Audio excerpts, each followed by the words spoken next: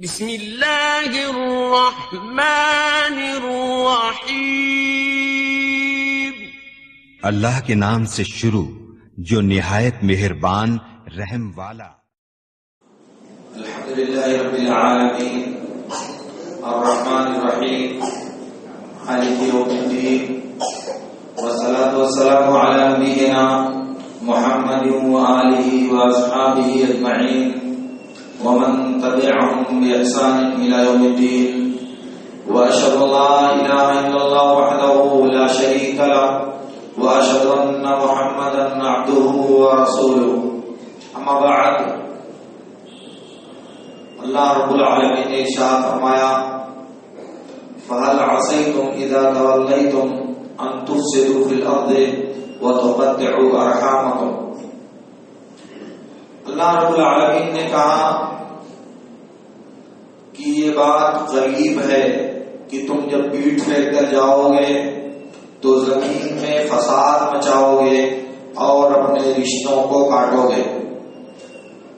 عام طور سے ہمارے ہاں اردو میں ارحام کا ترجمہ رشتہ، رشتہ داری اور رشتوں سے کیا جاتا ہے، مگر یہ ترجمہ لفظ صلہ کا یا لفظ ارحام کا پورا معنی ادا نہیں کرتا، کیونکہ صلہ رحمی یہ رحم سے مشتق ہے جس میں خون کا تعلق پایا جاتا ہے. اس لیے صلہ رحمی کا درست ترجمہ ہوگا خونی رشتے دار، جس سے انسان کا بلڈ ریلیشن ہو، وہ صلہ رحمی میں آتا ہے. انسان کے رشتے چار طرح کے ہوتے ہیں. ایک رشتہ تو وہ جو انسان کا نسب اور خون سے تیار ہوتا ہے. دوسرا رشتہ وہ ہے جو شادی اور بیاہ سے بنتا ہے. تیسرا رشتہ وہ ہے جو دودھ پینے سے بنتا ہے، رضاعی رشتہ. اور چوتھا رشتہ وہ ہوتا ہے جو انسان اپنے تعلقات اور اپنے دوستی سے ہموار کرتا ہے. یہ چاروں ہی رشتے ہوتے ہیں جو انسان اس دنیا میں نبھاتا ہے اور جن کے درمیان رہ کر انسان زندگی گزارتا ہے. مگر ان میں جس رشتے کو شریعت نے اہمیت دیا ہے وہ ہے خونی رشتہ، جس کو توڑنے پر، جس کو کاٹنے پر اللہ رب العالمین نے یہ سخت وعید بیان فرمائی ہے. تو صلہ رحمی شریعت کا ایک ایسا حکم ہے جو ہر مسلمان پر فرض ہے، اور رشتے کو کاٹنا یعنی خونی رشتے کو توڑنا یہ کبیرہ گناہوں میں سے ہے.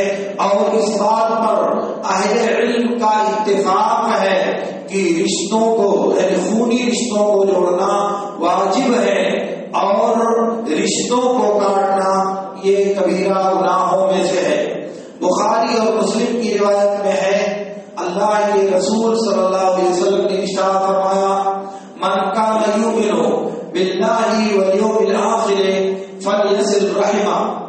جو اللہ اور یوم آخرت پر ایمان رکھتا ہو اسے چاہیے کہ وہ اپنے رشتے کو جوڑے. ایک دوسری روایت ہے بخاری اور مسلم کی، انس بن مالک رضی اللہ تعالیٰ عنہ کہتے ہیں کہ اللہ کے رسول صلی اللہ علیہ وسلم نے ارشاد فرمایا من احب ان یبسط له فی رزقه وان ينسى له فی اثره فلیصل رحمہ. اسی حدیث کی دوسری روایت ہے من سرہ ان یبسط له فی رزقه وینسى له فی اثره فلیصل رحمہ. اللہ کے نبی صلی اللہ علیہ وسلم نے ارشاد فرمایا جس کو یہ بات پسند ہو، دوسرا لفظ ہے جس کو اس بات سے خوشی ہو کہ اللہ تعالیٰ اس کی روزی میں کشادگی دے اور اس کی عمر میں زیادتی کرے، تو اسے چاہیے کہ وہ اپنے رشتے کو جوڑے. جسے یہ بات پسند ہو اسے چاہیے کہ وہ اپنے رشتے کو جوڑے. کیوں؟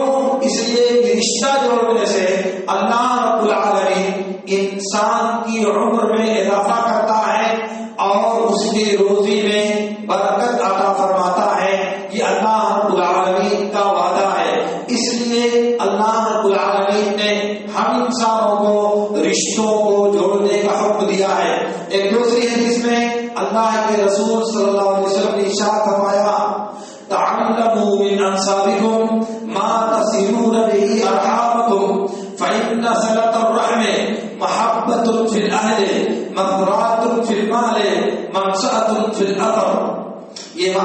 روایت ہے ام المومنین عائشہ رضی اللہ تعالیٰ عنہا سے، کیا کہ تم اپنے نسب میں سے اتنا سیکھ لو جس کے ذریعہ تم اپنے خونی رشتوں کو جوڑ سکو، کیونکہ صلہ رحمی اور رشتوں کو جوڑنا یہ اہل و عیال کے درمیان باہمی محبت پیدا کرنے کا اور مال کو بڑھانے کا اور عمر میں اضافہ کرنے کا سبب ہے۔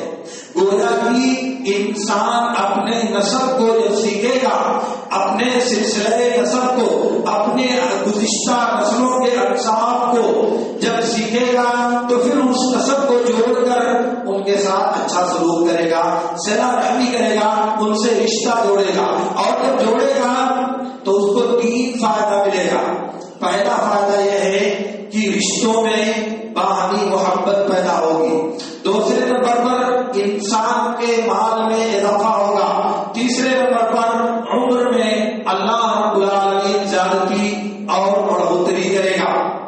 ایک دوسری روایت ہے احمد کی اور حاکم وغیرہ کی، ایک خزامی آدمی اللہ کے نبی صلی اللہ علیہ وسلم کے پاس آئے اور کہا، اے اللہ کے رسول صلی اللہ علیہ وسلم، ای الاعمال ابغض الی اللہ، کون سا عمل اللہ کی نظر میں سب سے زیادہ مبغوض اور سب سے زیادہ ناپسندیدہ ہے؟ آپ نے فرمایا الاشراک باللہ، اللہ کے ساتھ شرک کرنا اللہ کو سب سے زیادہ مبغوض اور سب سے زیادہ ناپسندیدہ ہے۔ قال قلت یا رسول اللہ ثم ما، میں نے کہا اللہ کے رسول پھر کون سا گناہ؟ آپ نے فرمایا قطیعۃ الرحم، خونی رشتوں کو کاٹنا، یہ دوسرے نمبر پر اللہ کی نظر میں سب سے مبغوض گناہ ہے۔ قال قلت یا رسول اللہ ثم ما، صحابی نے کہا اللہ کے رسول اس کے بعد کون سا گناہ ہے؟ کہا ان تأمر بالمنکر وتنہی عن المعروف، کہا کہ تم بھلائی سے روکو اور برائی کا حکم دو، یہ اللہ تعالیٰ کو سخت ناپسندیدہ ہے۔ اس حدیث میں نبی صلی اللہ علیہ وسلم نے اللہ کے ناپسندیدہ اعمال میں جن اعمال سے اللہ تعالیٰ سخت نفرت کرتا ہے ان میں سے ایک یہ بھی ہے کہ انسان رشتوں کو کاٹے۔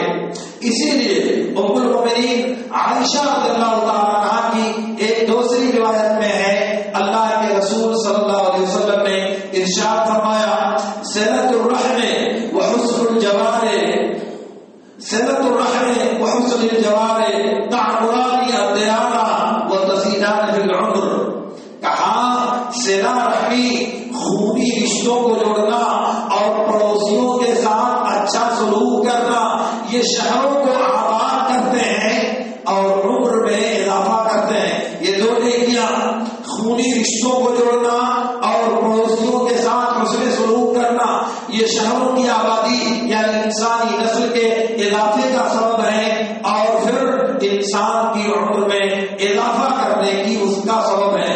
اسی لیے احمد اور ابن خزیمہ وغیرہ کی روایت میں ہے، ابو ذر غفاری رضی اللہ تعالیٰ عنہ نے کہا، وہ ایک لمبی حدیث ہے، اس میں ہے اوصانی خلیلی ان اصل رحمی وان ادبرت، میرے دوست نبی صلی اللہ علیہ وسلم نے مجھے وصیت کیا ہے کہ میں اپنے رشتوں کو جوڑوں، اگرچہ کہ وہ رشتہ پیٹ پھیر رہا ہو، یعنی وہ رشتہ مجھ سے کٹ رہا ہو، تب بھی میں اس رشتے کو جوڑوں۔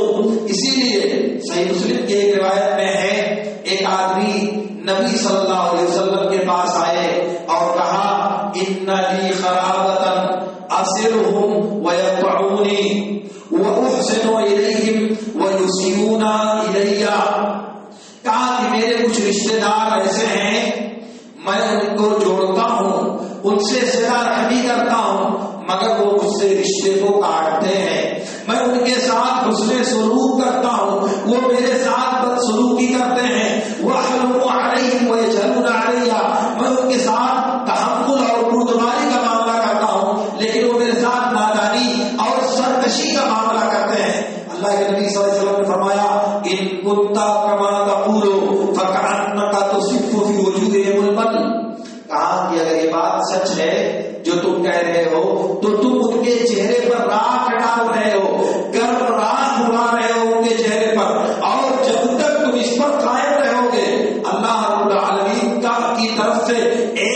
فرشتہ ان کے خلاف تمہارا مددگار رہے گا.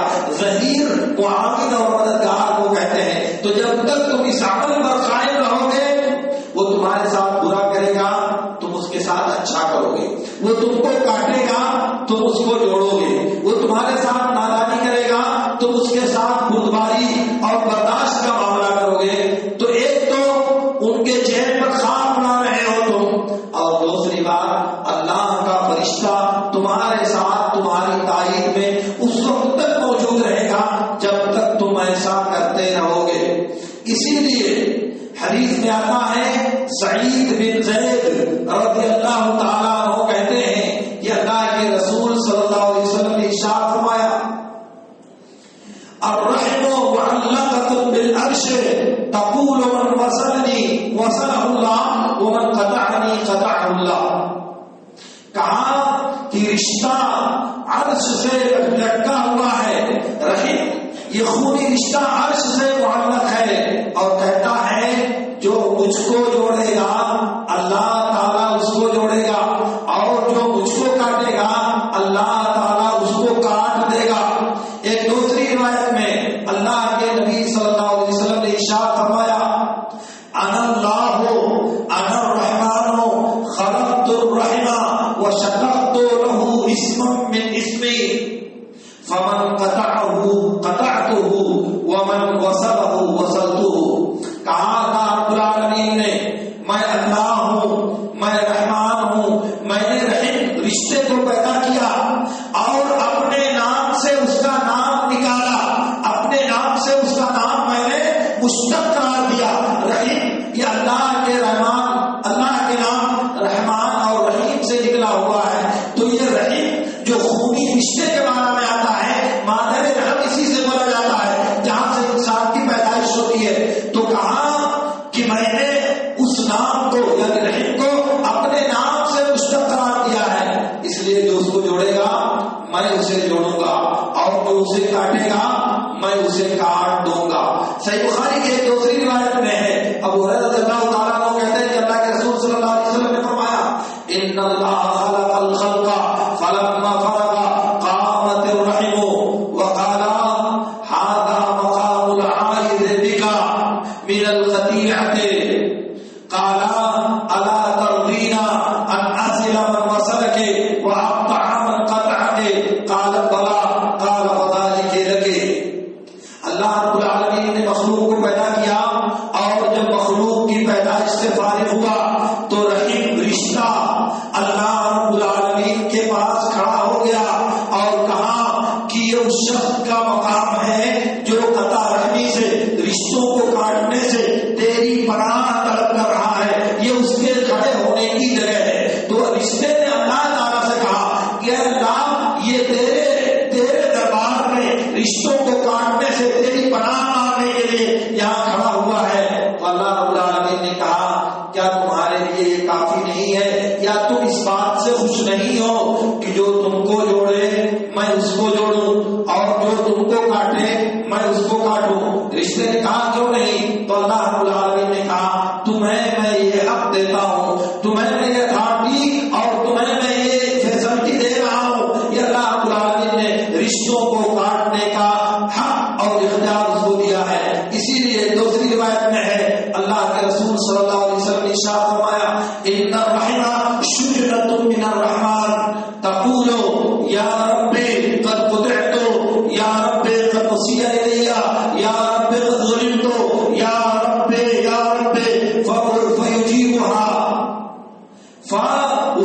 فیجیبها الا ترضین ان اصل من وصلک واقطع من قطعک. رشتہ رحم یہ رشتہ خونی رشتہ یہ رحمان سے جڑا ہوا ہے رحمان سے ملا ہوا ہے. شجرہ کہا جاتا ہے گوشت اور ہڈی کا آپس میں جڑا ہوا ہونا. جیسے گوشت کے اندر رگیں ملی ہوئی ہوتی ہیں نسیں رگوں گوشت میں دوڑ رہی ہوتی ہیں ایسے ہی شجرہ رحمان سے جڑا ہوا ہے کیونکہ یہ لفظ اللہ کے نام رحمان سے نکالا گیا ہے. تو کہا کہ یہ رحمان سے نکلا ہوا اور اس کے ساتھ جڑا ہوا ایک لفظ ہے. رشتہ کہتا ہے اے اللہ مجھے کاٹا جا رہا ہے اے اللہ میرے ساتھ برا سلوک کیا جا رہا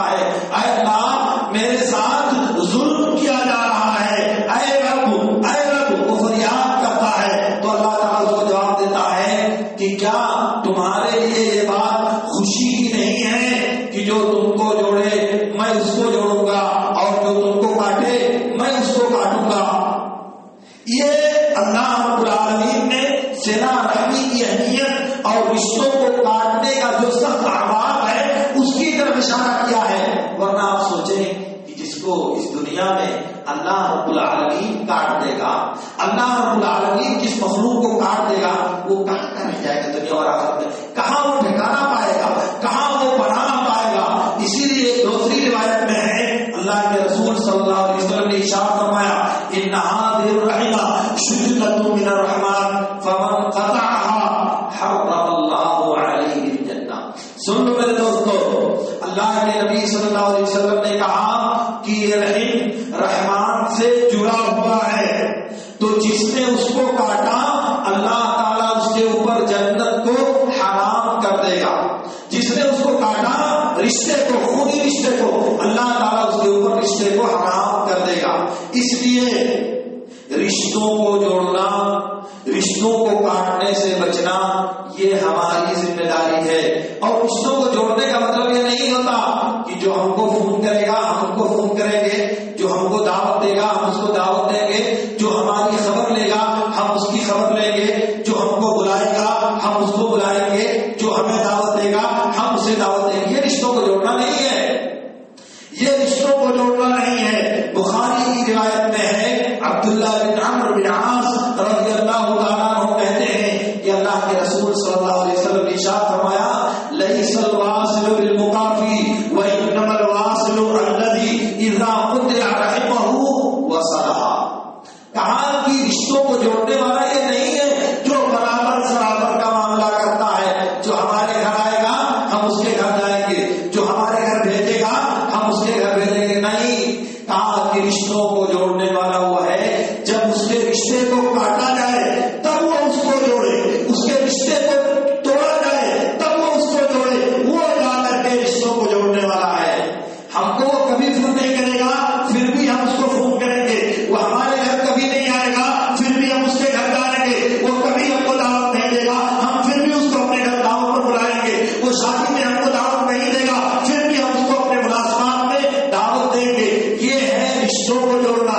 ہمارے لوگ سمجھتے ہیں یار میرے یہاں نہیں آتا میں کیا جاؤں گا اس کے یہاں، اس نے اتنی شادیاں کیا کسی نے مجھ کو دعوت نہیں دیا، تو یہ تو آپ نے جیسا اس نے کیا ویسا آپ نے بھی دیا، بدلا دیا اس کو، رشتہ کہاں جوڑنے کی کوشش کیا آپ نے جوڑا کہاں؟ میرے نبی صلی اللہ علیہ وسلم کا اعلان ہے کہ رشتوں کو جوڑنے والا وہ ہے جب اس کا رشتہ کاٹا جائے تب وہ اس کو جوڑے، جب اس کو نہ بلایا جائے تب وہ اپنے رشتے دار کو بلائے، جب اس کو نظر انداز کر دیا جائے تب وہ دوستوں کو پوچھے۔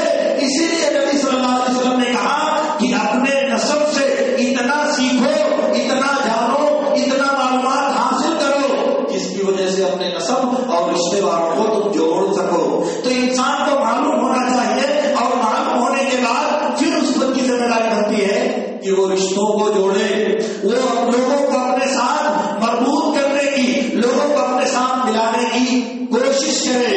اسی لیے سن لے میرے دوستو، ابو بکرہ رضی اللہ تعالیٰ عنہ کی روایت میں ہے انہوں نے کہا کہ اللہ کے رسول صلی اللہ علیہ وسلم نے ارشاد فرمایا ما من ذنب اعجل ان يعجل الله لصاحبه العقوبة في الدنيا مع ما يدخر له في الآخرة من البغي وقطيعة الرحم۔ کہا سب سے زیادہ اس بات کا مستحق جو گناہ ہے کہ اللہ تعالیٰ دنیا میں اس کی سزا دے دے اور آخرت میں جو عذاب جمع ہے وہ الگ ہے۔ اس میں سب سے زیادہ مستحق جس کی سزا اللہ تعالیٰ جلدی دنیا میں دے دے دو گناہ ہیں، ایک ظلم اور دوسرے رشتوں کو کاٹنا۔ رشتوں کو کاٹنا یہ ایسا گناہ ہے جس کی سزا اللہ تعالیٰ دنیا میں دیتا ہے آخرت سے پہلے، اور آخرت میں جو سزا وہ الگ ہے۔ اور دوسرا لفظ اس حدیث کا کہ اللہ کے نبی صلی اللہ علیہ وسلم نے بتایا کہ صلہ رحمی کا اجر سب سے جلدی اس دنیا میں ملتا ہے۔ صلہ رحمی کا وعاجل البر ثوابا بصلۃ الرحم، کہا صلہ رحمی کا سب سے زیادہ سب سے جلدی اجر اس دنیا میں ملتا ہے۔ ہے وَيَكُونُ أَهْلُ الْبَيْتِ فَجَرَةً فَتَنْمُو أَمْوَالُهُمْ وَيَكْثُرُ عَدَدُهُمْ إِذَا تَوَاصَلُوا. کہا کہ گھرانے والے فاسق اور فاجر ہوتے ہیں، بددین ہوتے ہیں، دین پر عمل کرنے والے نہیں ہوتے، گناہ اور معصیت کرنے والے ہوتے ہیں، لیکن اس کے باوجود ان کی تعداد بڑھتی ہے، ان کے مال میں اضافہ ہوتا ہے جب وہ آپس میں رشتوں کو جوڑتے ہیں. گناہ کے باوجود اگر رشتے داری پائی جاتی ہے، رشتوں کو جوڑنے کا ہنر پایا جاتا ہے، تو اللہ تعالیٰ ان کے مال میں برکت عطا کرتا ہے. اسی لیے دوسری حدیث میں نبی صلی اللہ علیہ وسلم نے فرمایا کہ جو لوگ رشتوں کو جوڑتے ہیں وہ کبھی محتاج نہیں ہوتے. جو لوگ رشتوں کو جوڑتے ہیں کبھی ان کا مال اللہ تعالیٰ کم نہیں کرتا. جو لوگ رشتوں کو برقرار رکھتے ہیں، اسے جوڑنے کی کوشش کرتے ہیں، اللہ رب العالمین ان کے مال میں کمی نہیں کرتا، ان کے مال میں اضافہ اور ان کے مال میں بڑھوتری کرتا ہے اللہ تعالیٰ. اسی لیے ایک حدیث میں ہے، ابو موسیٰ اشعری رضی اللہ تعالیٰ عنہ کہتے ہیں کہ اللہ کے رسول صلی اللہ علیہ وسلم نے ارشاد فرمایا ثلاثۃ لا يدخلون الجنہ مدمن الخمر وقاطع الرحم ومصدق بالسحر. 3 لوگ ایسے ہیں جو جنت میں داخل نہیں ہوں گے. ان میں سے شراب پینے والا، ہمیشہ شراب پینے والا، شراب کا عادی انسان، اور دوسرے نمبر پر رشتوں کو کاٹنے والا، تیسرے نمبر پر جادو کی تصدیق کرنے والا، یہ لوگ جنت میں داخل نہیں ہوں گے. بخاری کی ایک روایت میں ہے اللہ کے رسول صلی اللہ علیہ وسلم نے ارشاد فرمایا جیسا کہ جبیر بن مطعم رضی اللہ تعالیٰ عنہ کہتے ہیں لا يدخل الجنة قاطع. سفیان ثوری اس حدیث کے راوی ہیں، وہ کہتے ہیں قاطع رحم، رشتوں کو کاٹنے والا جنت میں داخل نہیں ہوگا. رشتوں کو کاٹنے والا جنت میں داخل نہیں ہوگا. اور سنیں میرے دوستو، اللہ کے نبی صلی اللہ علیہ وسلم نے ارشاد فرمایا تورد اعمال بنی آدم کل خمیس لیلۃ الجمعۃ ولا يقبل اللہ عمل قاطع رحم. آج کی رات ہے یہ، اللہ رب العالمین نے کہا ہر جمعرات کو، جمعہ کی رات میں بندوں کے اعمال اللہ کے پاس پیش کیے جاتے ہیں. ہر جمعرات کو، جمعہ کی رات میں بندوں کے اعمال اللہ کے پاس پیش کیے جاتے ہیں، اور رشتوں کو کاٹنے والے کا کوئی عمل اللہ تعالیٰ قبول نہیں کرتا. رشتوں کو کاٹنے والے کا عمل بھی پیش ہوتا ہے مگر اللہ تعالیٰ اسے قبول نہیں کرتا. کتنی بڑی وعید کی بات ہے کہ رشتوں کو کاٹنے والے کا عمل اللہ تعالیٰ قبول نہیں کرتا.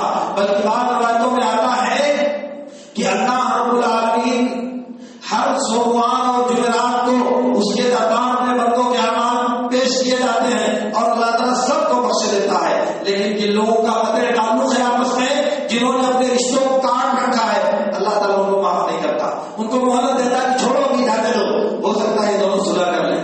یہ اپنے رشتے کو جوڑ لے تو پھر اللہ تعالیٰ کو معاف دے گا. تو یہاں ہمارے سوچنے کی بات یہ ہے میرے دوستوں کہ اعمال پیش کیے جا رہے ہیں اللہ کے دربار میں.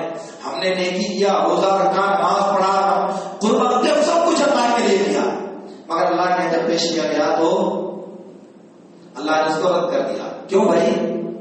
اس لیے کہ ہم نے دنیا میں اپنے رشتوں کو اہمیت نہیں دیا.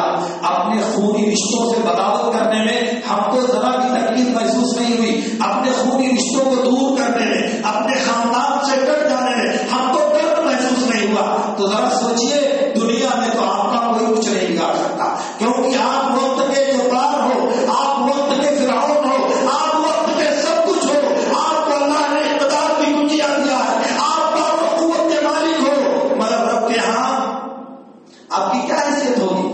اللہ کے دربار میں آپ کی طاقت کس کام کی ہے؟ اس لیے میرے دوستوں، اپنی طاقت پر ناز کرنے کے بجائے رب کے فضل کی جستجو کرو. اپنی قوت پر غرور میں مبتلا ہونے کے بجائے اللہ کی رحمت کی آرزو لگاؤ. اور آپ کا عمل اللہ تعالیٰ رد کر دے رہا ہے، اللہ تعالیٰ اسے مردود قرار دے رہا ہے. کیا ملے گا آخرت میں آپ کو؟ اس لیے میرے دوستوں، اپنی زندگی کا حساب درست کرنے کی ضرورت ہے. ام کلثوم بنت عقبہ رضی اللہ تعالیٰ عنہ کہتی ہیں کہ اللہ کے نبی صلی اللہ علیہ وسلم نے ارشاد فرمایا افضل الصدقۃ الصدقۃ علی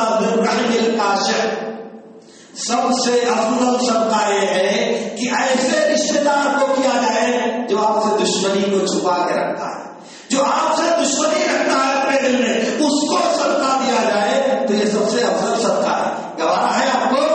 برداشت ہوگا یہ؟ آپ کا ضمیر آپ کو اس بات کی اجازت دے گا کہ وہ دشمنی کر رہا ہے، آپ سے دلی عداوت کرتا ہے، پھر بھی اگر وہ مفلس ہے تو اپنا مال اس کو دیا جائے، اور میرے نبی کا اعلان ہے کہ یہ صدقہ سب سے افضل صدقہ ہے۔ لیکن کیا ہمارا ضمیر، ہمارا ایمان اور ہماری غیرت اس بات کی اجازت دے گی؟ سوچو میرے دوستو، آپ اپنے نفس سے سوال کرو، آپ اپنے ضمیر سے پوچھو، اور پھر اس کے بعد فیصلہ کرو کہ نبی کی احادیث کس کے لیے ہیں، اللہ کے نبی صلی اللہ علیہ وسلم کے یہ فرامین کس کو خطاب کر رہے ہیں۔ تو میں آج یہ کہنا چاہتا ہوں میرے دوستو کہ ہم سب پر فرض ہے کہ ہم اپنے خونی رشتوں کو جوڑیں، اس کو کاٹنے سے بچیں، اگر تکلیف پہنچتی ہے تو اس پر صبر کریں، سامنے والا زیادتی کرتا ہے تو بردباری کا اور تحمل کا مظاہرہ کریں، اور ایسا نہیں کہ ارے اس نے کبھی فون نہیں کیا، میں ہو جاؤں گا اس کو فون کرنے، ارے وہ بہت بڑا بڑا ہے مجھے فون نہیں کرتا میں اس کو کیوں کروں؟ نہیں، یہ شیطان اور نفس کی چال ہے، یہ شیطان کا بہکاوا ہے۔ کیوں؟ اس لیے کہ اگر اسی حال میں آپ کا عمل اللہ کی بارگاہ میں قبول ہوا تو آپ کو کیا ملے گا؟